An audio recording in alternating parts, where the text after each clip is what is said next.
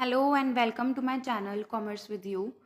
आज हम जो हमारा चैप्टर है बिल्स ऑफ एक्सचेंज वो स्टार्ट कर रहे हैं। उसमें एक छोटा सा टॉपिक है प्रोमिसरी नोट वाला, ठीक है। आज उसे कवर करेंगे।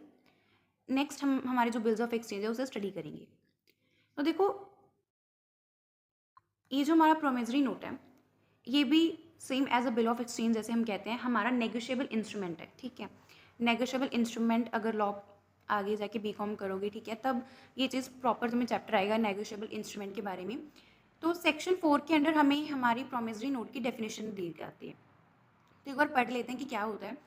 N instrument in writing not being a bank note और a currency note containing an unconditional undertaking signed by the maker to pay a certain sum of money only to or to the order of a certain person or to the bearer of the instrument. All right.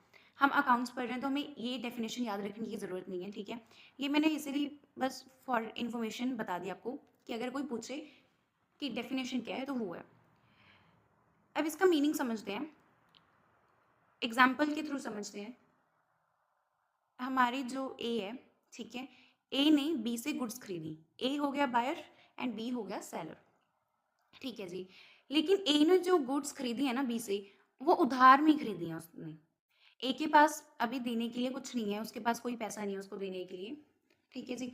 तो क्या होता है, अब B थोड़ा confuse होता है कि कैसे उधार दूँ, ठीक है, क्या पता कहीं कल को बैड डेट्स ना हो जाए, ठीक है।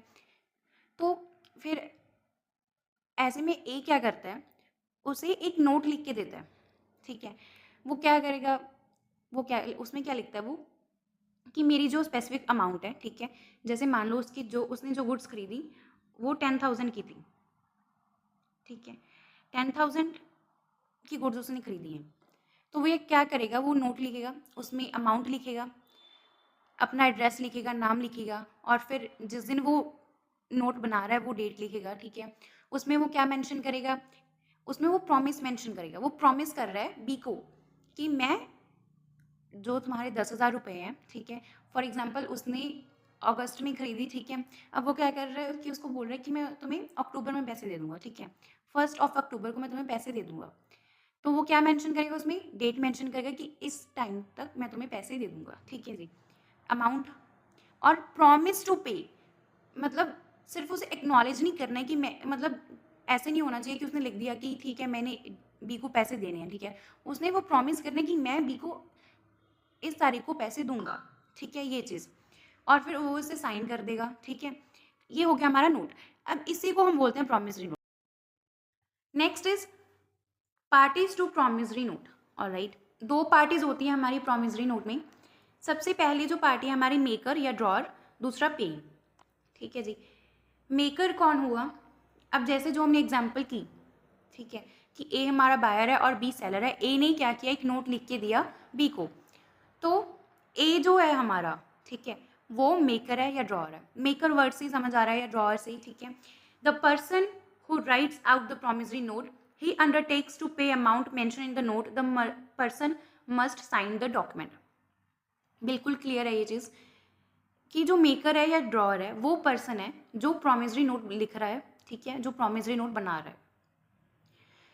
वो क्या करता है, प्रोमिसरी नोट में रिस्पॉन्सिबिलिटी लेता है, ठीक है, कि जो भी स्पेसिफिक अमाउंट है मेंशन की गई नोट में, उसने वो अमाउंट पेई को पे करनी है। और एंड में जो हमारा मेकर है उसने क्या करना है, डॉक्यूमेंट को साइन भी करना है, ठीक है। अगर वो साइन नहीं करेगा तो वो वैलिड नहीं होगा, ठीक है।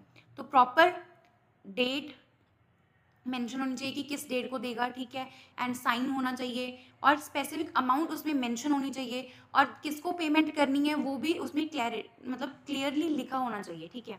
नेक्स्ट इज पेई। पेई जिस बंदे को हमने पेमेंट करनी है, जैसे ए ने किसको पेमेंट करनी है, बी को, तो बी क्या हो गया, पेई, ठीक है। दो ही पार्टीज होती हैं प्रॉमिसरी नोट में, एक तो मेकर दूसरा पेई। मेकर जो प्रॉमिस कर रहा है, ठीक है, जो नोट बना रहा है वो मेकर हो गया, और जिसको वो नोट देगा, मतलब जिसको पेमेंट करनी है हमने, वो क्या होगा, हमारा pay. He is a person to whom the payment is to be made, ठीक है जी, या जिसको पैसा रिसीव हुआ, ठीक है, वो पर्सन पे हो गया। Next is features. अभी तक हमने जो पढ़ा वो सारे फीचर्स में भी हम लिख सकते हैं सेम। जो हमने डेफिनेशन पढ़ी ना स्टार्टिंग में, देखो ये जो डेफिनेशन हमने स्टडी की, इसी में से हम फीचर्स लिख सकते हैं। सबसे पहले N instrument in writing, return में होना चाहिए, ठीक है जी। कंटेनिंग एन अनकंडीशनल प्रॉमिस होना चाहिए, मतलब कोई कंडीशन नहीं होनी चाहिए। कंडीशन कैसे, जैसे मान लो मैं ये चीज़ नहीं लिख सकती नोट में, फॉर एग्जाम्पल जो ए ने, मतलब ए जो है वो अपनी नोट में ये नहीं लिख सकता कि जब मुझे सी पैसे दे देगा, ठीक है। मान लो ए ने क्या सी से पैसे लेने हैं, ठीक है। वो कोई कंडीशन नहीं मेंशन कर सकता, ठीक है, कि जब मुझे सी पैसे देगा तब मैं बी को पेमेंट करूंगा, नहीं, ठीक है। कोई कंडीशन नहीं रखेगा वो, बिल्कुल क्लियरली बिल्कुल सर्टेनिटी के साथ वो नोट बनाकर बी को देगा, ठीक है जी। Undertaking sign by the maker उसको साइन करेगा, ठीक है, प्रॉपरली साइन होना चाहिए मेकर द्वारा। टू पे a certain some of money, जितनी भी हमने मनी पे करनी है, सर्टेन सम ऑफ मनी, वो स्पेसिफिक अमाउंट उसमें मेंशन होनी चाहिए। और जिस पर्सन को हमने, सर्टेन पर्सन या बीरर, ठीक है, जिसको हमने पेमेंट करनी है वो भी मेंशन होना चाहिए, बिल्कुल क्लियर। तो वही हमारे फीचर्स हैं। It must be in writing, return में होना चाहिए, ठीक है। अगर मान लो मैंने बोलकर कह दिया आपको कि मैं आपको पेमेंट कर दूंगी, भाई मैं तुम्हें प्रॉमिस करती हूँ, तो उसका कोई सबूत नहीं है, कोई प्रूफ नहीं है, उसको एक्सेप्ट नहीं किया जाएगा, ठीक है जी।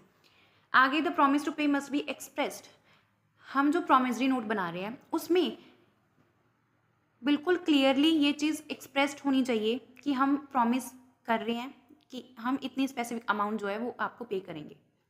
प्रॉमिस टू पे वाला जो एक्सप्रेशन है वो क्लियरली हमारे नोट में दिखना चाहिए। द प्रॉमिस टू पे मस्ट बी अनकंडीशनल, अनकंडीशनल होना चाहिए, मतलब कोई कंडीशन नहीं होनी चाहिए कि जब ये होगा तब मैं आपको पेमेंट करूंगा, तो ऐसी कोई चीज़ नहीं होनी चाहिए, ठीक है। अनकंडीशनल है, विदाउट एनी कंडीशन होना चाहिए। It must be signed by the maker, जो मेकर है उसे क्या है, मतलब डॉक्यूमेंट को साइन करना है, उससे जो प्रॉमिसरी नोट है उसके एंड में जो मेकर है उसको साइन करना नेसेसरी है, मस्ट है, ठीक है। अगर वो साइन नहीं करेगा तो वो वैलिड नहीं होगा।